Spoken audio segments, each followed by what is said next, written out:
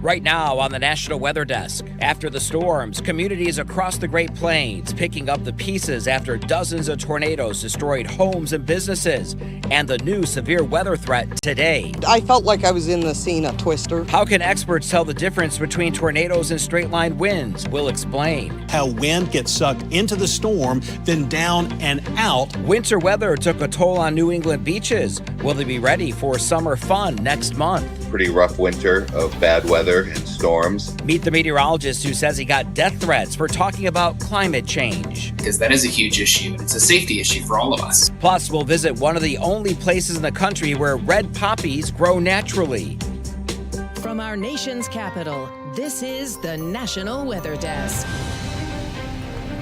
Good morning and welcome to the National Weather Desk. I'm meteorologist Steve Rudin from WJLA in Washington, D.C. Days after a round of widespread severe weather across the plains, the threat of severe storms returns again today. Storm Prediction Center has posted a level 3 out of 5 risk for the area in orange, including Kansas City, Des Moines, and Topeka, and a slight risk in Omaha, Wichita, and Lincoln. Damaging hail, gusts to 70 miles per hour, and tornadoes are expected. Many are still cleaning up and assessing the damage from tornadoes that struck over the weekend. So far, the National Weather Service confirms nearly 40 tornadoes in Iowa, Nebraska, and Oklahoma. The number is expected to rise as teams continue to survey the areas. At least 5 people were killed in what was the largest tornado outbreak of the season. We have reports from some of the hardest hit areas, starting with Peyton May in Sulphur Springs, Oklahoma. This is what remains of Dennis Moncrief's home, directly hit by a tornado. I was dead center. If you look at the damage, my house is dead center of the path. As he watched the massive black cloud headed straight for him, he ran to the bathroom. I think I'd be dead right now if it wasn't for that bathroom. Dennis preparing for the worst. I put my driver's license so they could identify the body or the unconscious injured person. Listening as his entire life tore apart. But I swear I heard every nail being pulled out of that house real slow. And when the dust settled, Dennis's nephew Craig came to check on him. Denny, are you okay? Are you alive? And the dog started barking. He was like, yeah, I'm okay. He's just back here. He didn't have anywhere to go. Craig is coping with a near-death experience himself after sitting at the bar that collapsed, killing one person. I just bought a beer. I set it down and walked out, and I was sitting next to this lady, and she passed away, unfortunately. And the guy on the other side of me, he's got some bad injuries. Grab the dogs, get in the bathtub now. Amber Sisney says she and her husband got into her bathtub with the dogs, and seconds later, she says the tornado was right over them. I felt like I was in the scene of Twister. You know, like the bathtub was like rocking, and it was terrifying. Their bathroom was untouched, but the rest of the house wasn't as lucky as the Sisneys. A lot of memories that are going to be gone. Authorities say the tornado touched down so quickly it gave residents little to no warning. Drone video captures the magnitude of the damage. The tornado tore through the Dollar Tree Warehouse Distribution Center, crossed the highway, and destroyed the Dollar General store and a grocery store. It also hit the nursing home, but the residents and staff escaped unharmed and were transferred to other facilities. The hospital also sustained major damage, but no patients and staff were hurt. They are now at other facilities. A lot of people are hurting after a series of storms hit across Nebraska. The farmstead in Elba was one of the few in the area that took a hit from a tornado Friday. The third-generation home destroyed after years of withstanding temperamental Nebraska weather. These cement slabs used to have a garage and shops on them. The grain bins across the street leveled. This isn't the only property that is dealing with the aftermath of the storm in the area. So far, there are no reports of injuries or deaths from the storms in central Nebraska last Friday. We're getting a better idea how weekend tornadoes impacted Iowa. Meteorologist Grayson Friend has more. We now know the National Weather Service confirms 24 tornadoes hit the state of Iowa over the weekend. These storms caused significant damage to homes, businesses, and claimed the life of a man in Minden. Those of us in the corridor were lucky over the weekend, with most of the severe storms hitting in the southern and western parts of the state. The National Weather Service reports in those 24 tornadoes, the severity ranged from EF1 to EF3 twisters. Now, this number of 24 tornadoes is just preliminary, and more tornadoes could be confirmed in the coming days. Often confused with a tornado, there's another weather phenomenon known as straight line winds. Later on the show, we'll explain straight line winds and show you how they're different from tornadoes. Severe weather over the weekend caused many power outages, and no power during severe weather can be dangerous. As Maine meteorologist Emily Santom recently posted on TikTok, it's something that's becoming more and more common. All right, 4 words: weather-related power outages. So many of us in the Northeast have dealt with this firsthand, and a new study by Climate Central shows that this is happening more and more. So the scientists over there found that from 2000 to 2023, 80% of all major power outages were weather-related. Looking at this bar graph from Climate Central, over the last 20 years, the last 10 had 2 more times the power outages than the first 10 analyzed. And we talked about how 80% of all major power outages were weather-related. Well, 58% of that 80% were severe weather, including thunderstorms, rain, and high wind events. So 14% were tropical cyclones or hurricanes, and those events actually have longer outage periods. 23% of all of those weather-related power outages went to winter weather, and here in Maine and in the Northeast, we've definitely had our fair share of those. Surprisingly, there were 350 weather-related power outages in the Northeast, and 67 of those were over in Maine. Beaches from along the shores of Rhode Island took a beating this winter. Some wonder if they'll be ready for the fast-approaching summer season. Temi-Tope has more. Winter took a toll on all of us, especially on our beaches. In Rhode Island, DEM says out of all the state beaches, Mesquamaket Beach took the roughest punches. Severe coastal flooding in December and a second and third time in January. Mesquamaket is a big job because there was a massive amount of sand that got pushed all the way up to the dune lines, and sort of some of those waves took some of the dunes out. But DEM says since February, crews have been hard at work to ensure fun in the sun this Memorial Day weekend. We had to use a sifter and a conveyor to extend back over the beach, so on the land side or the parking lot side of the dunes, and load all that sand on the conveyor belt to get it back onto the beach. That took a long time. DEM says they're in pretty good shape for the Charlestown, Narragansett, and South Kingstown beaches at the moment. Here's a video of Narragansett Town Beach last month as crews repaired dunes damaged by storms. When it comes to businesses in the town beaches in Westerly, the Mesquamaket Business Association says they are ready now. Most of the businesses are open or opening this week or last week. Some of them are open year round, but everybody's, got back after a pretty rough winter of bad weather and storms, and quite a few places are opening. But certainly by Memorial Day weekend, everything will be open. Have you ever heard of something called iridescent clouds, sometimes known as rainbow clouds? Meteorologist Charlotte Carroll shows us what they are and how they form.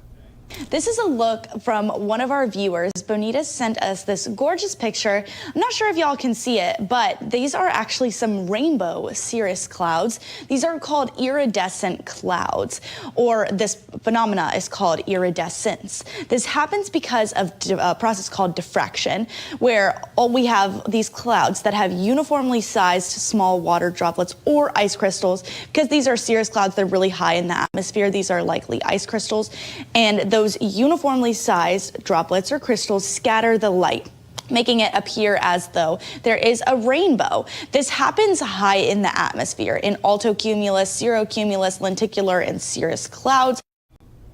Check this out. The Navy's Blue Angels buzzed a beach near Pensacola, Florida over the weekend. The precision flight team stationed at Forrest Sherman Field in Pensacola will have a show this weekend at the Vidalia Onion Festival Air Show in Georgia. Can't wait for that. A ring camera in Western Virginia captured this cool interaction with a bear. As meteorologist David Boy posted on X, formerly known as Twitter, this hungry bear took a licking and kept on ticking. Bears in the area have emerged from hibernation, and they are now looking for food, and a lot of it. And in North Carolina, viewers caught young elk doing some window shopping in the town of Cherokee.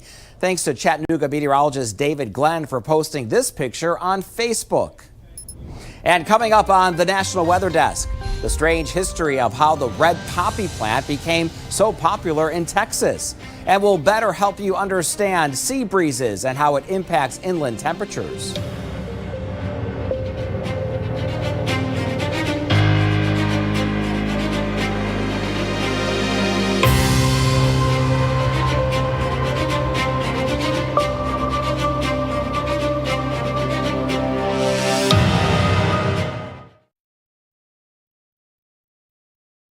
I'm meteorologist Charlie Lopresti with Look at the Northeast. We have a huge range of temperatures on the way in the Northeast today. Some areas will be in the 50s and some areas will make it into the 60s and 70s.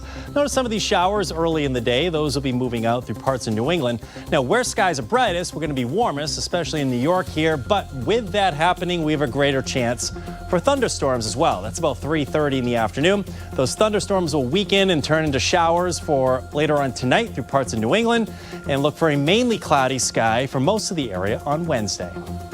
I'm Chief Meteorologist Gerard Jabali. Here's a look at the Mid-Atlantic region. Tuesday is going to be similar to your Monday. We will warm up, temperatures reaching the mid to upper 80s, maybe avoiding the 90-degree mark, but some scattered showers and thunderstorms will be the difference maker here. We'll see them likely rolling in towards the evening as a cold front approaches and crosses the area late Tuesday into Wednesday. 1 or 2 showers could linger into your Wednesday. Highs again on Tuesday, still likely going to reach the upper 80s or so, but we should be much cooler for Wednesday. Highs in the low 80s. Despite that storm system moving through today, it is going to be another toasty day. Most of us will be in the 80s. Some of us in the North Georgia mountains or near the North Georgia mountains will be in the 70s. So here's a look at that line of storms hour by hour. You can see that comma formation, the slight counterclockwise rotation up near Tennessee. And then those storms will weaken a little bit heading into Wednesday, early hours of the morning. They redevelop throughout the day Wednesday heading into Thursday.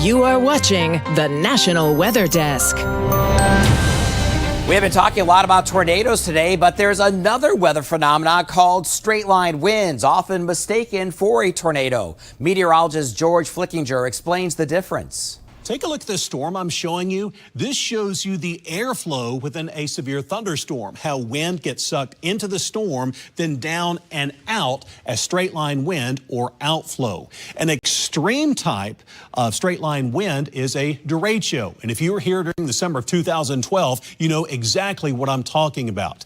If you ever see a cloud like this one, though, where it has this low area pushing out ahead of the storm, that is straight line wind. Be ready for wind to blow in your face. Outflow wind pushing out from the storm. While straight line wind storms blow out, you can think of tornadoes as being the opposite. Tornadoes suck in wind. Air rushes toward the storm. All right, now I'm going to show you side by side a straight line windstorm versus a tornado.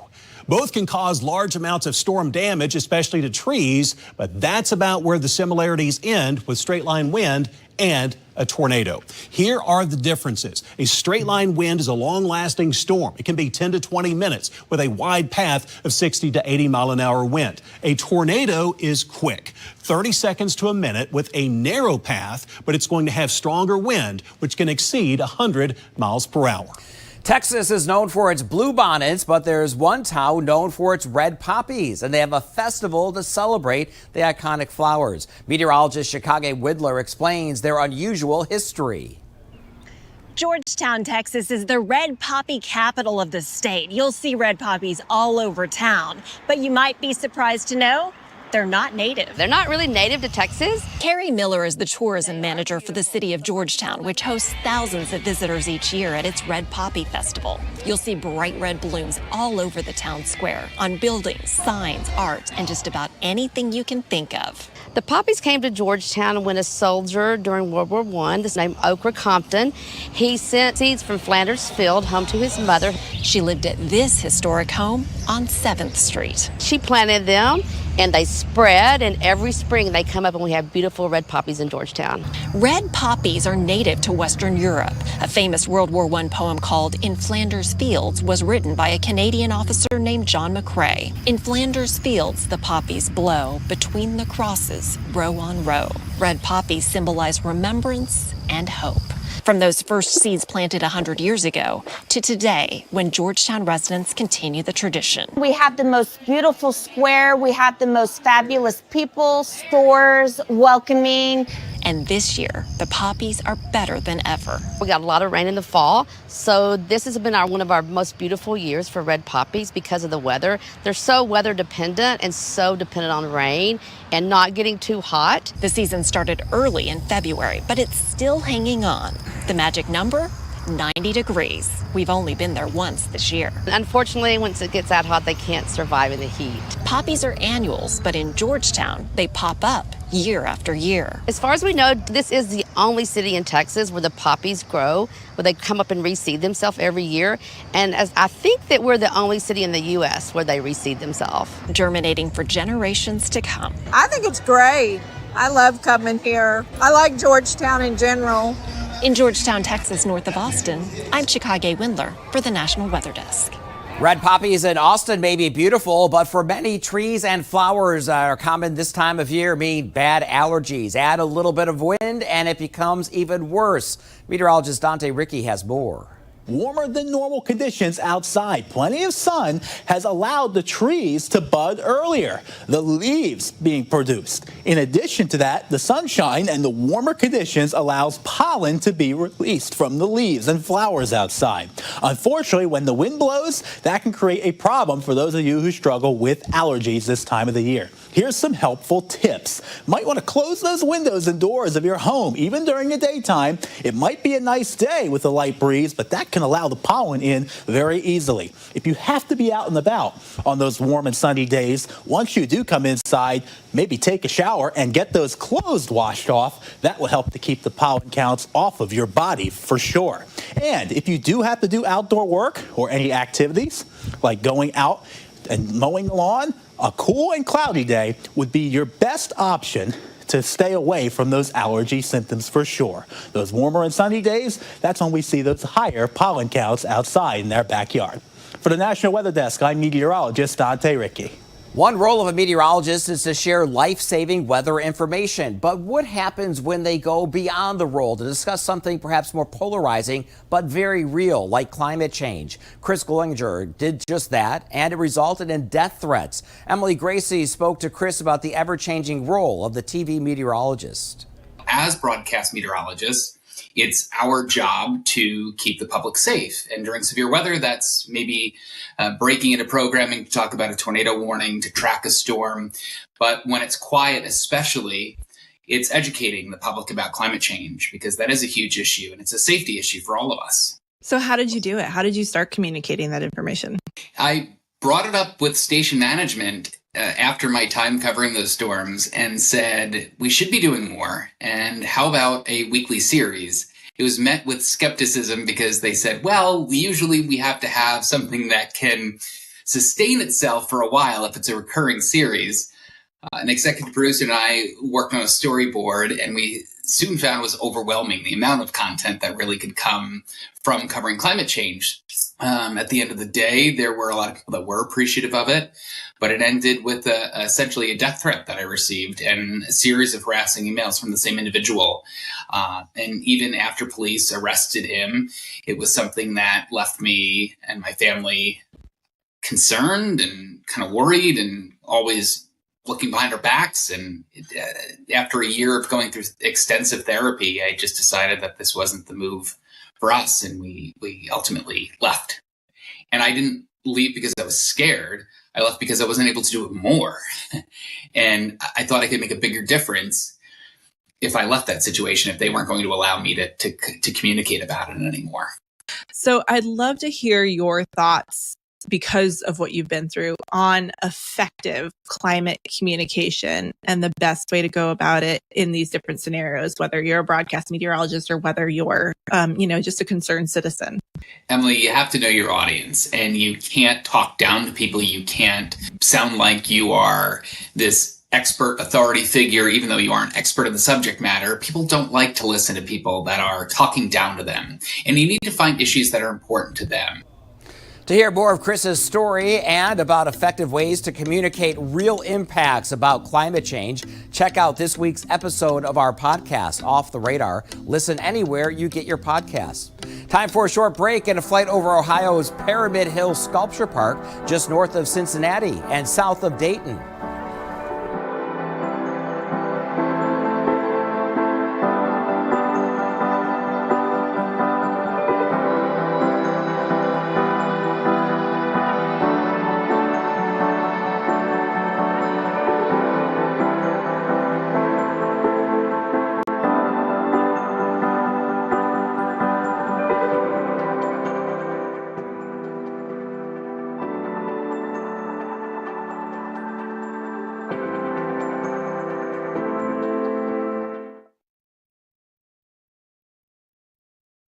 Well, a very good Tuesday morning, everyone. I'm meteorologist Andrew Buck-Michael. We have the potential for some strong to severe storms again across the plains.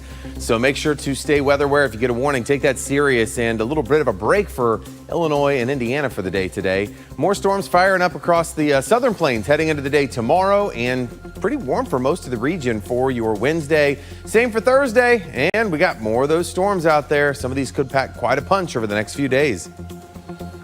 Good Tuesday morning to you, meteorologist Chris Uchan. Look at our forecast today across the region, and we'll be on the lookout for an isolated strong to severe storm, West Texas into Oklahoma.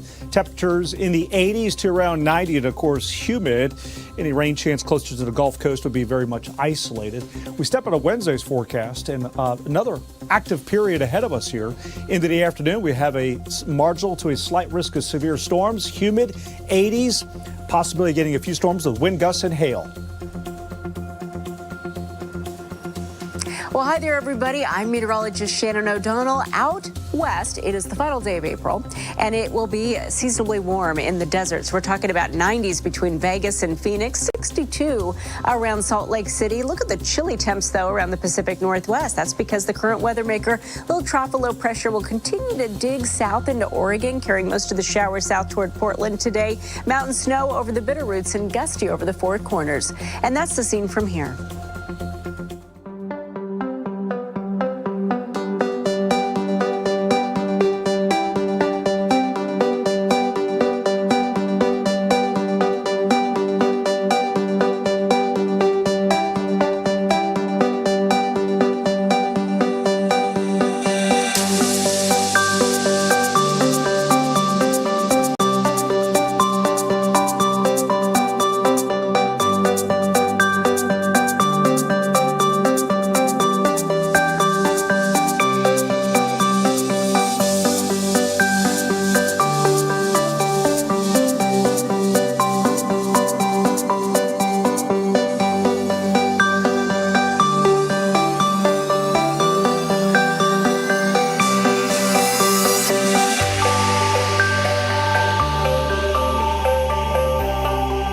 Weather Window, presented by the National Weather Desk. It was a foggy start in the Green Bay area Monday morning, so much it was difficult to see one of the city's landmarks.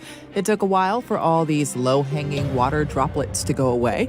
As this time-lapse shows, things eventually cleared enough to see Lambeau Field.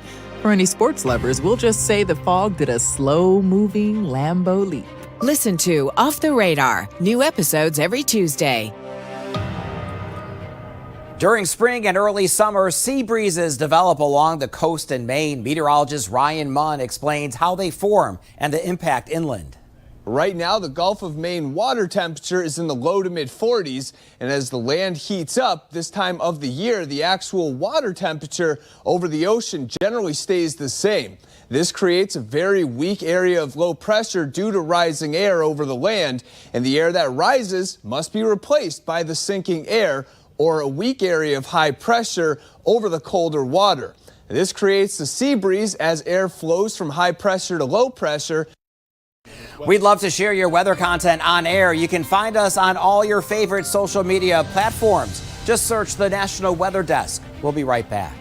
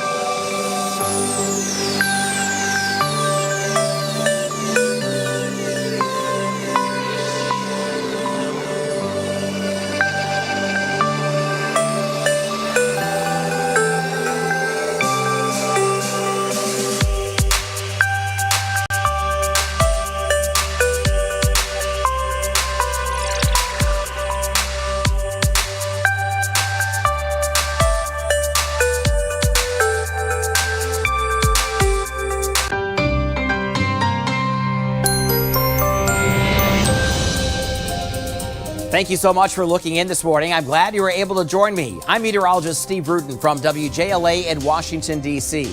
I'll see you back here tomorrow. Good day.